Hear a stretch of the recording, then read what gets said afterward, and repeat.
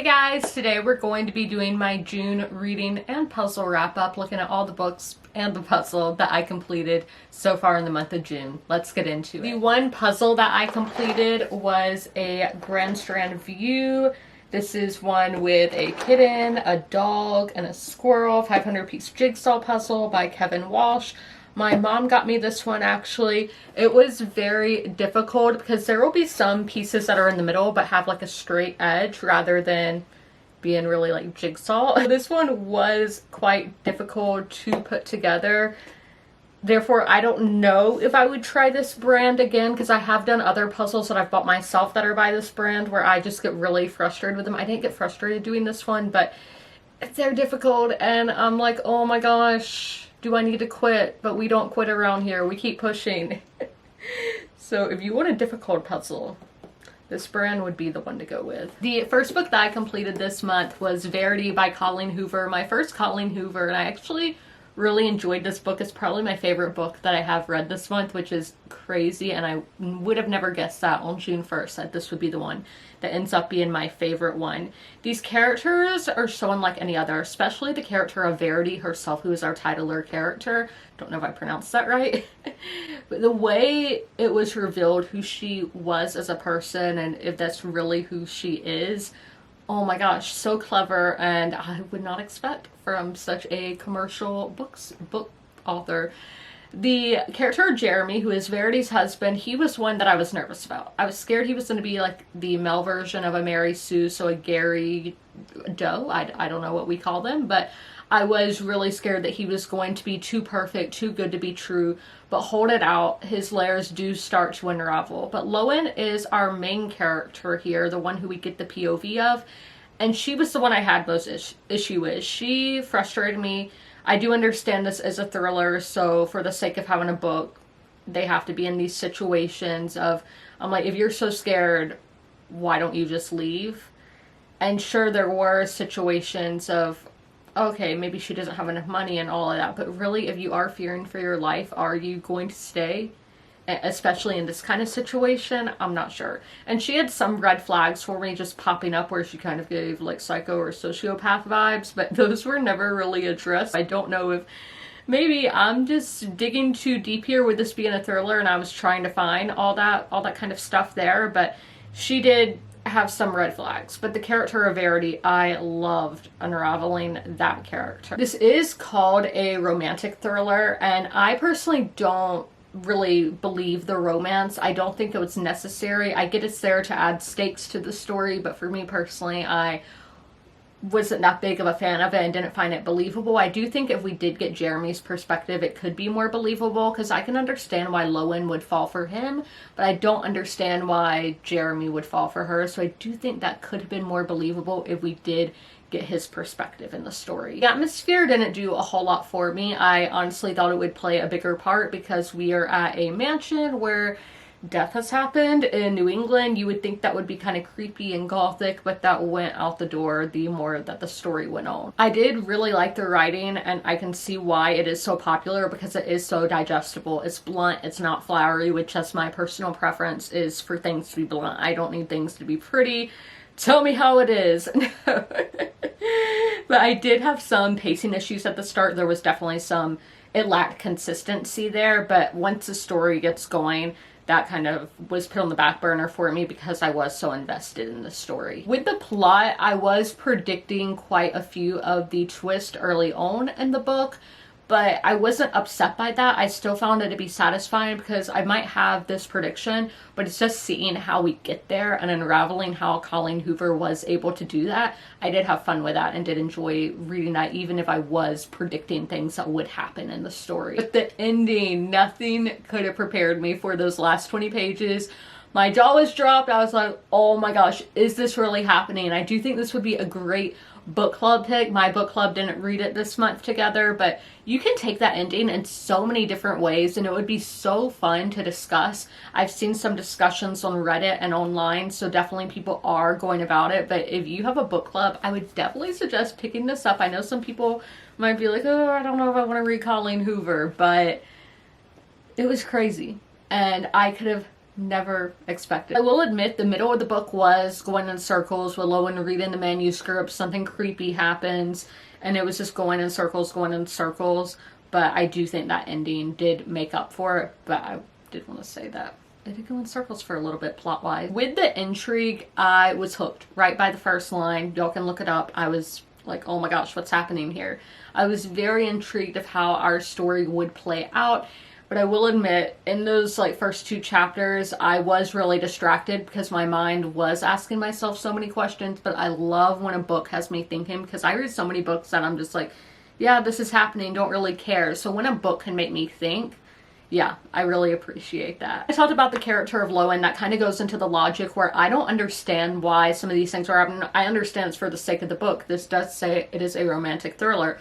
Both of those genres are known for having a formula to them, and that's why these actions were happening, but it just made me roll my eyes because I'm like, Lowen, why are you doing this stuff? If you're so scared, I don't understand, but it's a part of the formula. But overall, I did enjoy this book. I gave it a 3.5 out of 5, so I did think it was a pretty good book, and yeah, I would recommend. My next one was my graphic novel pick, and that is Barb Wire, Book 1, Still Harbor Blues, and this is by Warner Oliphant and Nigan, so this is Book 1 in the series, and I do think the character of Barb Wire is a character that young people can look up to because she's facing real world problems. We have gentrification, and she owns a bar, and there are just inflation prices where she's kind of getting pushed out the neighborhood because she can't really afford things. So she's fighting real issues. It's not like in superhero books where they're trying to save planet Earth and that kind of thing.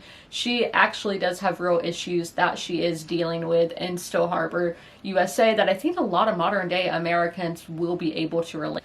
This is told at a very fast pace, so this is definitely one that you can read in one sitting. There's no separate sections. It's all just one piece here together. Dialogue was a little cringe, especially at the end, was just very cartoonish. And like, sure, this is a comic book, but with the rest of the story, I don't think it matched the rest of the story and the villain and everything. It was just weird, and I don't like where it ended. So this is one that I would recommend with a maybe. I gave it a 2.75.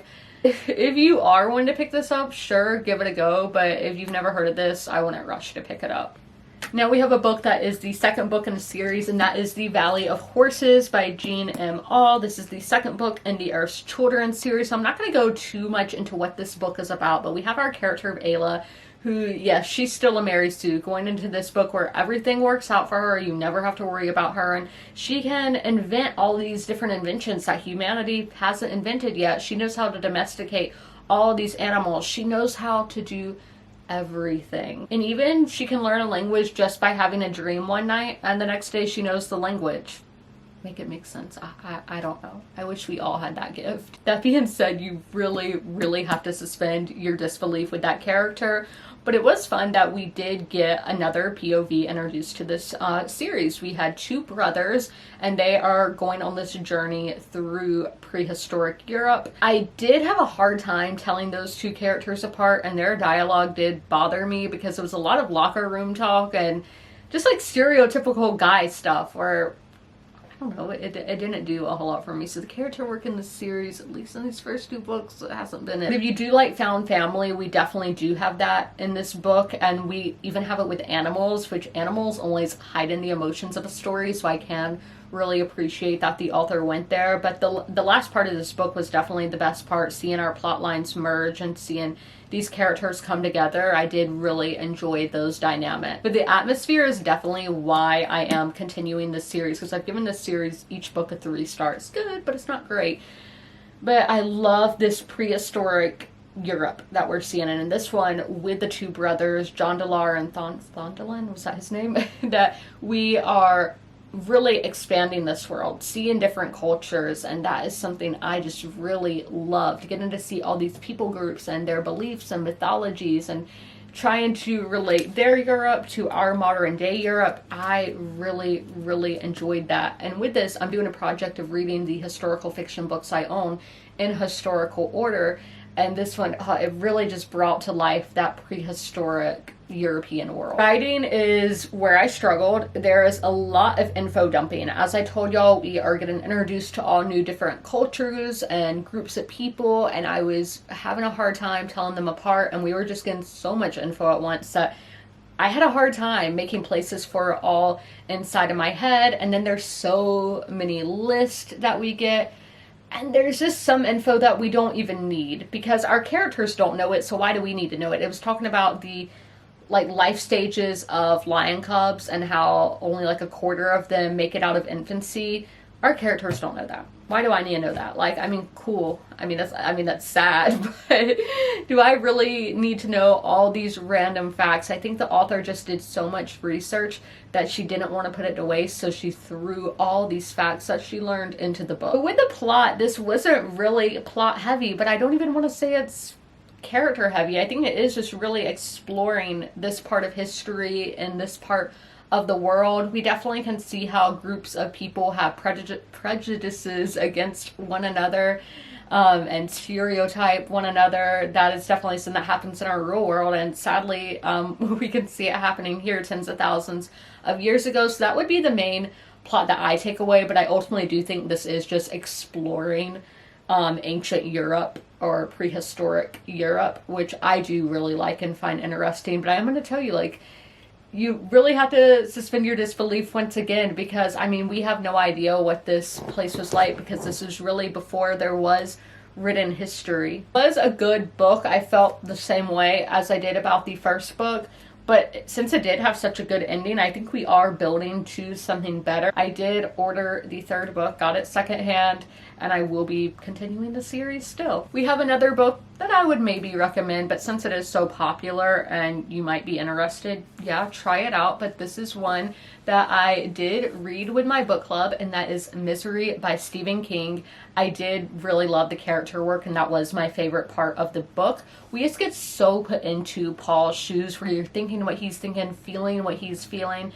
And I love when an author can do that. Then we have Annie, Annie is the fangirl, parasocial fangirl personified perfectly. I had such an easy time picturing her as a character. Now, the atmosphere I did expect more from. I expected to feel claustrophobic and all, but I didn't, not atmosphere-wise anyway. I did really like the tone. It's comedic, but feels like it could take a dark turn at any moment, and it does. I did really like that. This is very much a fever dream-esque story at the start of the book. I did get confused. We're going in and out of consciousness, in and out of pain with our character of Paul, and I do think that writing style even immerses you into the story. This immersive is the word that I would ultimately use to describe this book, but with that, I was confused, as our character Paul was confused. There were three themes I picked up on. The first one being addiction. Stephen King himself went through addiction, and I do ultimately think that this book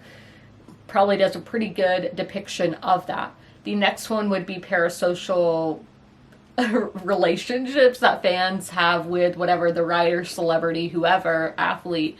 Then lastly, this is when I had the light bulb moment when I was writing the review. I'm like, oh my gosh, this is talking about the burden that a famous creator has on their shoulders. We have Stephen King, who's one of the most iconic writers. Everybody knows who he is. Everybody knows his stories. He's probably like, oh my gosh, how am I going to live up to my next one? Because this book came out nearly 40 years ago.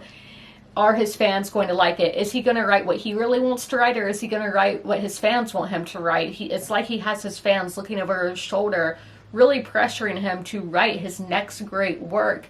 I cannot imagine that kind of pressure. Now, obviously, in this book, it was a life or death situation. Now, with real life, I sure hope that Stephen King wasn't held hostage to write a book, but it's like that. It's like having somebody over your shoulder, and you want to make it perfect for them, but also you want to be writing what you want to write. I can't imagine how complicated that is. With Intrigue, this is another book that went into circles, but I do think that has to do with the claustrophobic atmosphere, or, supposed to be. And again, very immersive because Paul is trapped on this homestead and just going over the same thing over and over again. But that did get tedious for me to read and felt like it was never ending.